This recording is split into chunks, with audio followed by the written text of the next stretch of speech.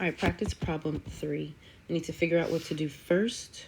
There are no parentheses, so I'm not distributing, but I do have like terms. So I'm going to add these like terms, 12r and 8r, to get 20r, bring down the 2. Remember, this 2r is not a like term because it's on the other side. Like terms all have to be on the same side. So we just bring down the 38 and the plus 2r. Now, I need all my variables to be on the same side. We're on step 3. I'm going to move the smaller one. That way, I'll keep a positive variable. So I'm going to do the opposite and subtract 2r here and here. These are gone. 18r plus 2 equals 38.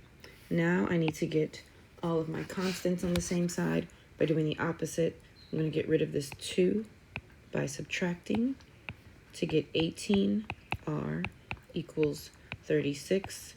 Last step, isolate by dividing, and I get r equals positive 2. So my step was to combine like terms, complete sentence. I'm writing CLT because I know what that means, so I'm going to abbreviate. All right, so now let's check. Our solution was r equals 2.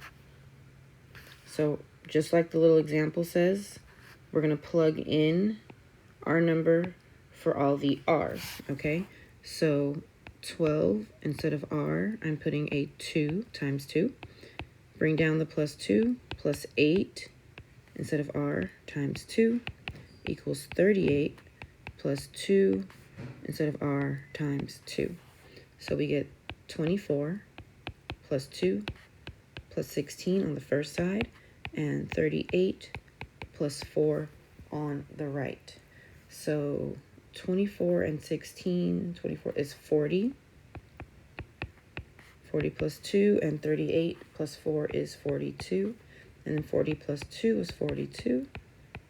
My answer checks out. So r equals 2 is the correct solution. 2 more practice problems, and then you're going to take your exit ticket.